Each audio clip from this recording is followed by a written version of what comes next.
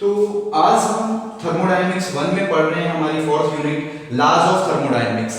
हमारा सब्जेक्ट है थर्मोडायनेमिक्स 1 और हमारा जो चैप्टर है फोर्थ वो है laws of thermodynamics, laws of thermodynamics. और हमारा टॉपिक चल रहा था application of first law of thermodynamics to non flow system या फिर क्लोज सिस्टम। हमने लास्ट लेक्चर में क्या किया था, जो हमने पहला लेक्चर किया था इस चैप्टर का, उस चैप्टर में हमने क्या पढ़ा था, हमने उस लेक्चर में बात की थी कि law of conservation of energy क्या होती है, law of conservation of energy क्या होती है। उसके बाद एप्लीकेशन थी, application of first law of thermodynamics to non flow system, कि नॉन फ्लो सिस्टम की एप्लीकेशंस क्या होती है फर्स्ट लॉ ऑफ थर्मोडायनेमिक्स में। तो हमने बात की थी कांस्टेंट वॉल्यूम प्रोसेस के बारे में, हमने क्या बात की थी, कांस्टेंट वॉल्यूम प्रोसेस के बारे में, कांस्टेंट प्रेशर प्रोसेस के बारे में, और बात की थी हमने तीसरी कांस्टेंट टेम्परेचर प्रोसेस के बारे में।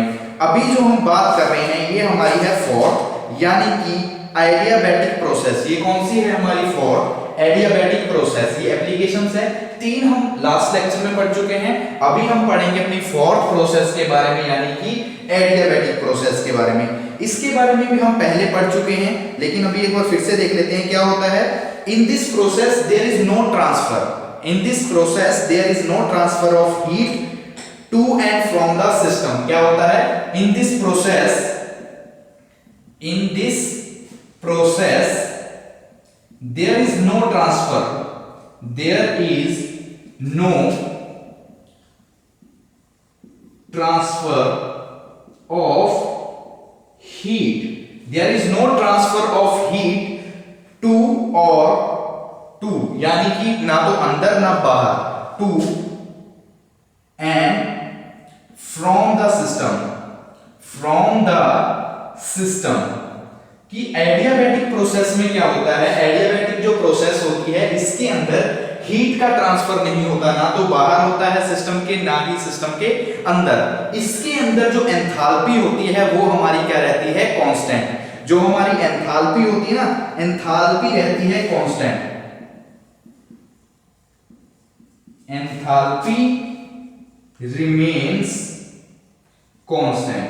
जो हमारी एंथैल्पी होगी सिस्टम के अंदर वो क्या रहेगी, वो रहेगी कांस्टेंट। एंथैल्पी, ठीक है, एंथैल्पी रिमेन्स कांस्टेंट। जो भी हमारी एंथैल्पी होगी वो क्या रहेगी, वो रहेगी कांस्टेंट इसके अंदर। तो ये हमने बात की एडियाबैटिक प्रोसेस की। एडियाबैटिक प्रोसेस में क्या है, जस्ट एडियाबैटिक प्रोसेस के अंदर हमारी जो ट्रांसफर है, हमारा जो ट्रांसफर है किसका, हीट का, वो एडियाबैटिक प्रोसेस के अंदर नहीं होगा। ना तो सिस्टम के अंदर होगा ना सिस्टम के बाहर होगा, यानी कि देयर इज नो ट्रांसफर, कि किसी भी प्रकार का हमारी हीट का ट्रांसफर एडियाबैटिक प्रोसेस के अंदर नहीं होगा। इसके अंदर जो एंथैल्पी होती है वो क्या रहती है, एंथैल्पी रहती है कांस्टेंट। इसके अंदर जो एंथैल्पी होती है वो क्या रहती है, वो रहती है कांस्टेंट।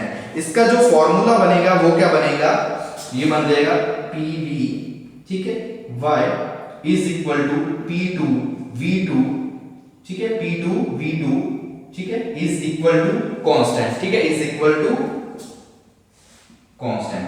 तो ये फॉर्मूला बन जाएगा, किसका फॉर्मूला बनेगा, ये हमारा बनेगा एडियाबैटिक प्रोसेस का, ठीक है। इसके बारे में हमने पूरी अच्छी तरह से, जो हमारी थर्ड यूनिट थी उसके चैप्टर में भी हमने प्रोसेसेस के बारे में पढ़ा। जो आज हम प्रोसेसेस कर रहे हैं, इन प्रोसेसेस के बारे में हमने, जो हमारी थर्ड यूनिट थी हमने उसमें भी बात की थी कि कांस्टेंट वॉल्यूम प्रोसेस क्या होती थी। हमने उसकी पूरी डेफिनेशन लिखी थी, फिर उसको डेरिवेट किया था, जो फॉर्मूला हम निकलेगा।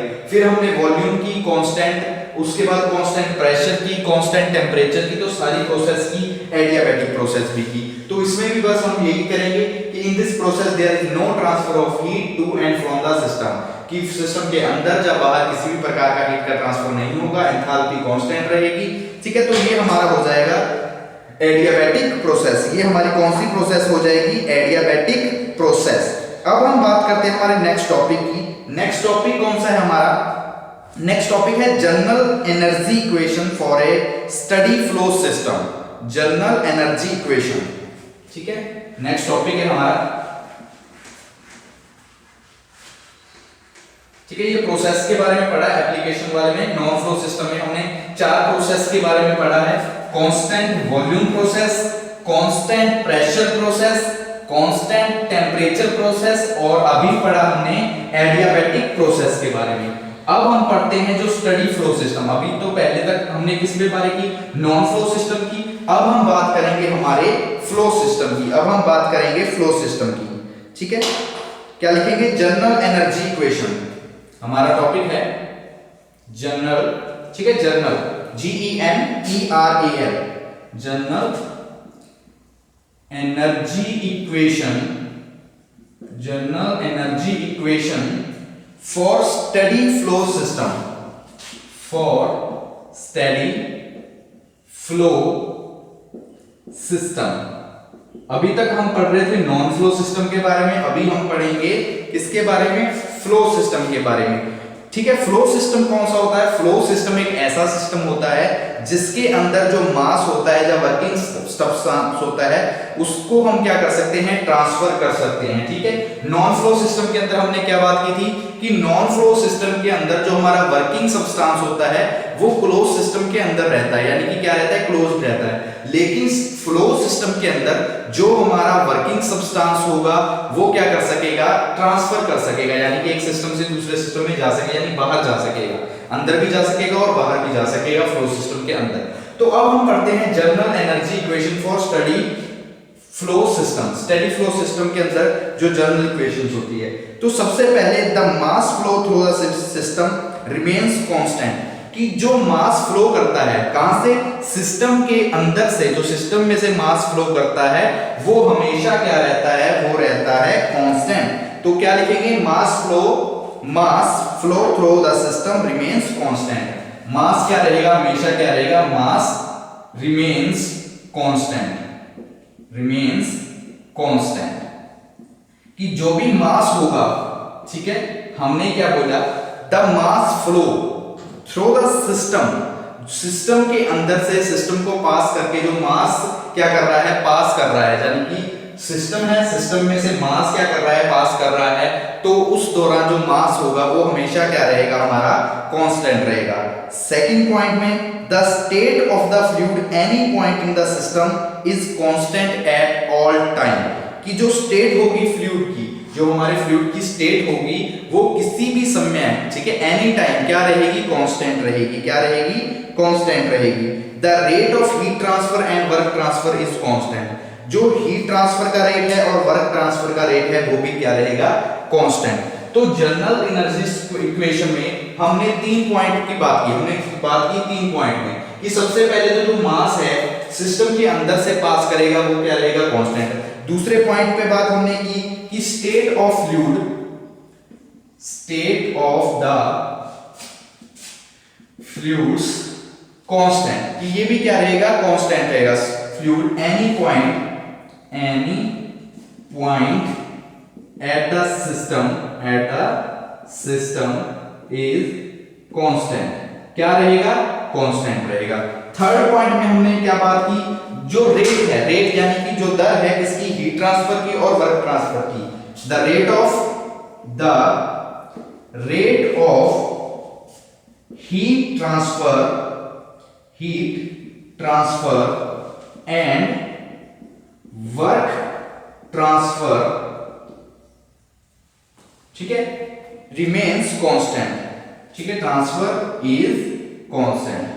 तो ये हमने 3 पॉइंट की बात की, किसमें की, स्टडी फ्लो सिस्टम में। Steady flow system general energy equation है हमारी स्टडी फ्लो सिस्टम में। तो सबसे पहले पॉइंट में हमने बात की the mass flow through the system remains constant, कि जो भी मास फ्लो करेगा वो क्या रहेगा, कांस्टेंट रहेगा। दूसरे पॉइंट में बात की state of the fluid any point at system is constant, जो फ्लूइड की स्टेट होगी, ठीक है, वो किसी भी पॉइंट पे वो क्या रहेगी, सिस्टम के अंदर कांस्टेंट रहेगी।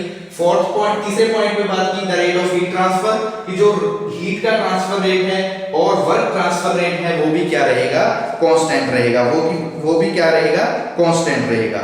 तो ये हमने बात की general equation for steady flow system के बारे में, ठीक है। इसको डेरिवेट करते हैं, इसका फॉर्मूला होता है एक, कि कैसे हम निकालते हैं स्टडी फ्लो सिस्टम को, जो इक्वेशन है उसको हम कैसे निकालते हैं। तो इसके लिए हम मान लेते हैं लेट, हम क्या मानते हैं कि हमारे पास क्या है, P1 है P2 है, Z1 है Z2 है, V1 है V2 है। जैसे P1 और P2 हमारे पास क्या है, मान लिया हमने P1 और P2, P1 और P2 क्या होगा, P यानी कि प्रेशर, तो ये हमारा है प्रेशर एट इनलेट और प्रेशर एट आउटलेट। ये हमारे पास क्या है, pressure of fluid eight inlet, ये हमारे पास क्या है, pressure of fluid eight inlet और आउटलेट। ठीक है, इनलेट और आउटलेट पे जो हमारा प्रेशर है V1 और V2, ये क्या होगा, वॉल्यूम।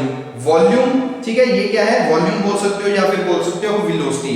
ये क्या है, velocity of working substance.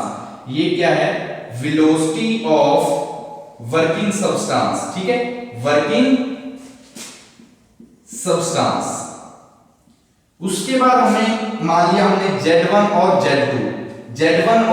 Z2, ये क्या है, डॉटम हाइट है इनलेट और आउटलेट पे। ये क्या है, डॉटम हाइट।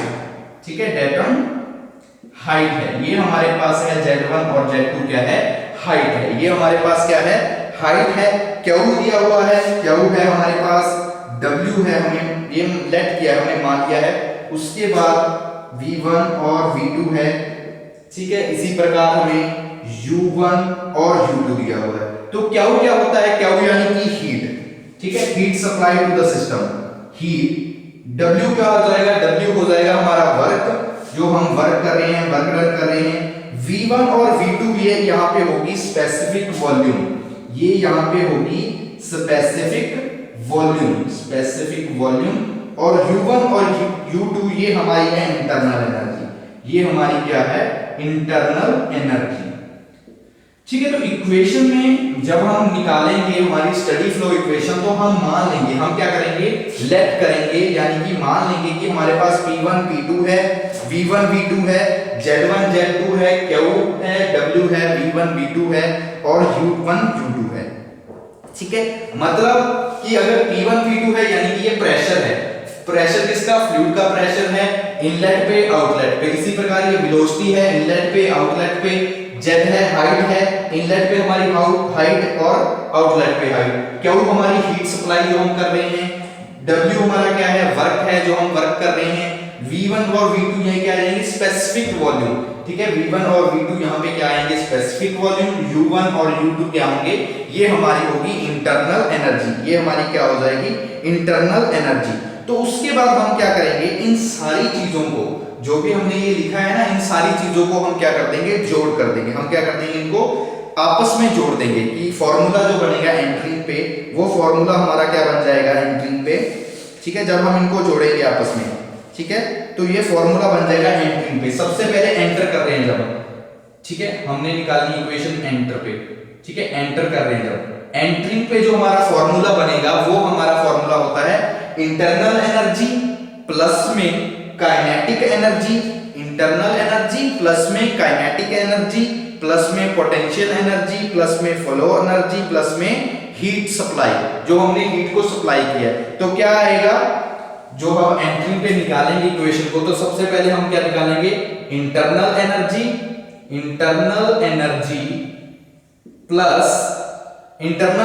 प्लस में हम क्या करेंगे, जो हमारी काइनेटिक एनर्जी है और पोटेंशियल एनर्जी है, उन दोनों को जोड़ेंगे। प्लस में kinetic energy plus potential energy. ठीक है, kinetic energy, internal energy plus potential energy plus flow energy और प्लस में हो जाएगा हमारी हीट सप्लाई, और प्लस में हो जाएगी हमारी हीट सप्लाई। अब हम इन सबको, जो इनकी वैल्यू है, उन वैल्यू को यहाँ पे क्या करेंगे, पुट कर देंगे। हम क्या करेंगे, जो वैल्यूज है पुट करेंगे। जैसे इंटरनल एनर्जी है, तो इंटरनल एनर्जी को हम किससे डिनोट करते हैं, हम करते हैं U से। ठीक है, इंटरनल एनर्जी को हम डिनोट करते हैं U से। काइनेटिक एनर्जी क्या आ जाएगी, ये हो जाएगी यानी कि V, जो हमारी V1 है, यानी कि ये वेलोसिटी है, इसका हाफ हो जाएगा, वेलोसिटी का क्या हो जाएगा, हाफ हो जाएगा। पोटेंशियल एनर्जी हमारी क्या होती है, जैसे हाइट्स पे हो जाती है तो Z आ जाएगा, Z1G प्लस में फ्लो एनर्जी हो जाएगी, प्रेशर और वॉल्यूम का प्रोडक्ट, और हीट हमारी हो जाएगी क्या हो। तो हम क्या लिखेंगे, हमारे पास एंट्रिंग पे क्या आ जाएगा, हमारे पास इंटरनल एनर्जी पे हम लिख देंगे U1 plus kinetic energy V1 का square divide by 2 plus potential energy में हमारे पास क्या आ जाएगा Z1G प्लस में फ्लो एनर्जी में हमारे पास आ जाएगा P1V प्लस हीट के स्थान पे आ जाएगा Q, हीट के स्थान पे क्या आ जाएगा Q वैल्यू U1 V1 का स्क्वायर बटे में 2 plus Z1G plus P V1 plus Q। तो ये हमारे पास क्या आ जाएगा, ये आ जाएगा एंट्रिंग पे। ठीक है, एंट्रिंग पे हमारी इक्वेशन क्या है। अब हम बात करेंगे आउटलेट पे, ये तो हमारी इनलेट पे थी, एंट्रिंग बोल सकते हो या इनलेट। अब हम बात करते हैं हमारी आउटलेट पे, अब हम बात करेंगे हमारे आउटलेट पे। तो आउटलेट में भी सेम वैल्यूज पुट कर देंगे, जस्ट क्या कर देंगे, हीट सप्लाई है वहां पे हो जाएगा वर्क, हीट सप्लाई पे क्या आ जाएगा, वर्क आ जाएगा। तो ये क्या बन जाएगा, U2 U1 था ऊपर, यहाँ पे U2 प्लस V1 था V2 V square divide by 2 plus Z1 था Z2G plus P2 V2 plus यहाँ पे क्या है हीट सप्लाई, लेकिन जब आउटलेट है तो आउटलेट यानी कि आप देखो इक्वेशन में जब हम सप्लाई कर रहे हैं, जब हम एंटर कर रहे हैं तो हम हीट एंटर करेंगे, हम हीट करेंगे सप्लाई, लेकिन जब हमें काम हो जाएगा तो आउटलेट में हमें क्या मिलेगा, वर्क मिलेगा। तो हम यहाँ पे लिख देंगे W। अब हम इन दोनों इक्वेशन में से जो हमारी निकलेगी, हम इन दोनों इक्वेशन को क्या रखेंगे, इक्वल में रख लेंगे। हम इन दोनों इक्वेशन को क्या करेंगे, इक्वल रखेंगे। हम इन दोनों इक्वेशन को क्या कर देंगे, इक्वल कर देंगे। मान लीजिए ये हमारी इक्वेशन 1 है, ये इक्वेशन 2 है, हम लिखेंगे 1 and 2 से। ठीक है, 1 and 2 से। तो क्या होगा, U1 प्लस V1 का square divide by 2 plus Z1G plus P1 V1 plus में क्या हो is equal to U2 plus में V स्क्वायर 2 प्लस में Z2G प्लस में P2 V2 प्लस में W। अब इसमें से जो भी कट रहा है आपस में, हम उन चीजों को क्या कर देंगे, आपस में काट देंगे। जो भी चीज इसमें से कटेगी हम उन चीजों को क्या करेंगे, आपस में काट देंगे, और हमारे पास जो आंसर निकल के आ जाएगा वो हमारे पास आ जाएगा, जो बचेगा। ठीक है, तो इसमें से जो भी चीज कट रही है आपस में, उन चीजों को हम क्या करेंगे, काट देंगे।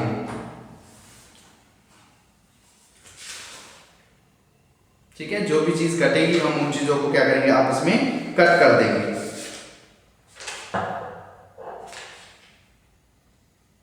ठीक है, और इसमें हमें एक पता होता है कि जो हमारी एंथैल्पी होती है, हमने बोला था ना एंथैल्पी इसमें जो होगी, वो एंथैल्पी का फॉर्मूला क्या होता है, हमने फर्स्ट लेक्चर में जो हमारा फर्स्ट चैप्टर था हमने एंथैल्पी के बारे में पढ़ा था। तो एंथैल्पी हमारी क्या होती थी, एंथैल्पी होती थी H is equal to U plus में PV, ये हमारी एंथैल्पी का फॉर्मूला होता था।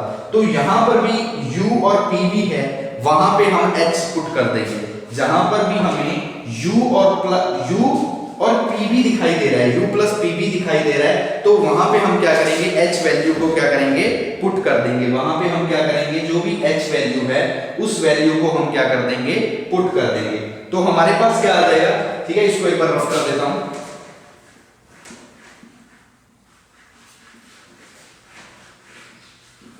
ठीक है, हमने क्या करना है, जहां पर भी H यानी H is equal to U plus V, U और V है, वहां पे हमने पुट कर देना है H, वहां पे हमने क्या पुट करना है, H।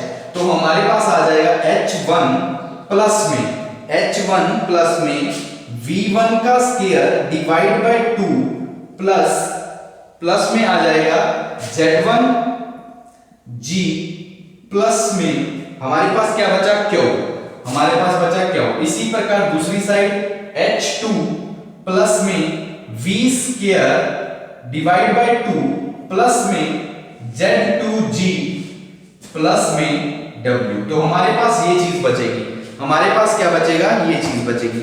ठीक है, तो समझ में आया यहां तक क्या हमने किया कि हमारी इक्वेशन ये बन रही थी। ये इक्वेशन हमारी कहां से बनी थी, ये एंट्रिंग और आउटलेट वैल्यू, ये हमारी एंट्रिंग है यानी कि इनलेट वैल्यू, ये आउटलेट वैल्यू, इन दोनों को हमने आपस में रखा।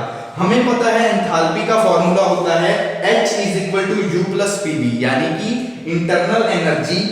ठीक है, और प्लस में क्या होता था, प्रेशर वॉल्यूम का product, sum of internal energy and pressure volume का प्रोडक्ट, ये हमें पता है एंथैल्पी का फॉर्मूला होता है। तो हमने जहां पर भी U और PV है, मान लीजिए ये U है ये PV है, तो इन दोनों को इकट्ठा किया, यहाँ इनके स्थान पे हमने पुट कर दिया H। इसी प्रकार यहाँ U2 है, यहाँ पे P2 V2 है, इस पे भी हमने क्या लिख दिया, H लिख दिया, और हमारा आंसर आ जाएगा, हमारा क्या आ जाएगा, आंसर आ जाएगा। तो एक बार फिर से देख लो, जनरल एनर्जी इक्वेशन में हमने क्या किया, जनरल एनर्जी इक्वेशन में सबसे पहले हमने इसके बारे में पढ़ा कि क्या होता है कि जो इसके अंदर मास फ्लो होता है वो कांस्टेंट रहता है, जो फ्लूइड की स्टेट होती है वो कांस्टेंट होती है, रेट ऑफ हीट ट्रांसफर और रेट ऑफ वर्क का जो ट्रांसफर होता है वो भी क्या होता है, कांस्टेंट होता है।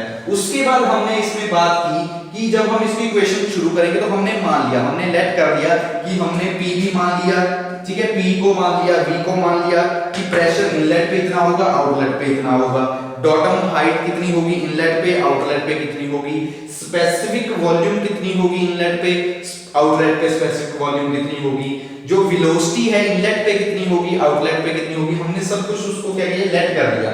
उसके बाद हमने इक्वेशन शुरू की, तो सबसे पहले हम निकालेंगे एंटर, जब एंटर कर रही है हम एनर्जी निकालेंगे, क्योंकि हमने एनर्जी इक्वेशन निकालनी है, तो एनर्जी इक्वेशन में सबसे पहले हम निकालेंगे एंट्रिंग पॉइंट पे, एंट्रिंग लिख सकते हो, जहां इनलेट भी लिख सकते हो कि इनलेट पे, तो इनलेट पे निकालने का फॉर्मूला क्या होता है, हम जितनी भी एनर्जीज होती हैं उन सारी एनर्जी को क्या कर देते हैं, हम आपस में जोड़ देते हैं, यानी कि इंटरनल एनर्जी प्लस में kinetic energy plus potential energy plus flow energy plus heat supply, plus में हीट सप्लाई। तो हमने क्या किया, इन सब की वैल्यू पुट कर दी। इंटरनल एनर्जी पता है, इंटरनल एनर्जी को हम कैसे डिनोट करते हैं, हम इंटरनल एनर्जी को डिनोट करते हैं U से, तो हमने यहाँ पे U1 लिख दिया, क्योंकि एंटरिंग पे है तो U1 लिखेंगे, जब आउटलेट पे बात करेंगे तो U2 लिखेंगे, हमने क्या लिखा, U1 लिखा, प्लस काइनेटिक एनर्जी का फॉर्मूला क्या होता है, V1 V square divide by 2, यानी कि जो हमारी क्या है वेलोसिटी है उसका हाफ होता है, तो हमने क्या लिखा, V1 है, यहाँ पे 1 लगाएंगे क्योंकि हम एंट्रिंग पे बात कर रहे हैं इनलेट पे, तो V1 का square divide by 2 plus potential energy हमारी क्या बनेगी, Z1G, ये हमारी यानी कि जो बॉटम हाइट्स थी, ठीक है, Z1G का दिया, प्लस फ्लो वेलोसिटी, ये हमारा क्या है, प्रेशर और वॉल्यूम का प्रोडक्ट यानी कि PV, तो ये हमारी आ जाएगी PV, प्लस में Q यानी कि जो हमने हीट सप्लाई की, क्योंकि अगर हम हीट सप्लाई करेंगे तभी हमें वर्क मिलेगा, हमें वर्क डन होगा, तो हमारी ये वैल्यू आ जाएगी इनलेट की वैल्यू U1 प्लस V1 का square divide by 2 plus Z1G plus V1 plus में Q, ये हमारी है इनलेट। फिर हम कर लेंगे आउटलेट में भी सेम करेंगे, जस्ट क्या करेंगे, जहां पर भी 1 लगाया है हमने इक्वेशन में वहां पे हम कर देंगे 2, हमने क्या किया, U2 कर दिया प्लस V1 का स्क्वायर बाय 2 था, हमने V2 का स्क्वायर कर दिया ऊपर 2 plus Z2G plus P2 V2 W, just हमने यहां पे चेंज किया है, यहां क्या था, यहां पे वर्क हो गया।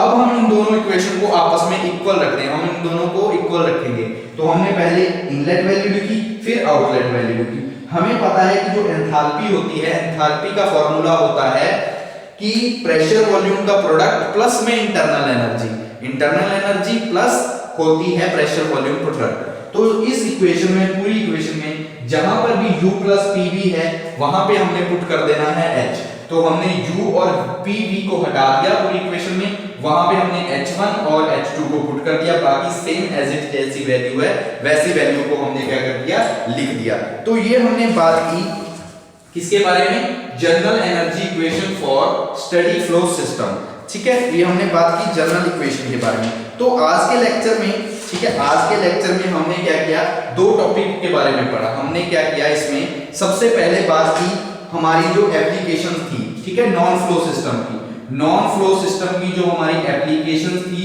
हमने उसके बारे में बात की। अभी तक हम पढ़ चुके हैं इस नॉन फ्लो सिस्टम में कि 4 प्रकार की प्रोसेस थी हमारी, कौन सी थी, constant volume process, constant volume process के बारे में पढ़ चुके हैं हम इसमें, ठीक है।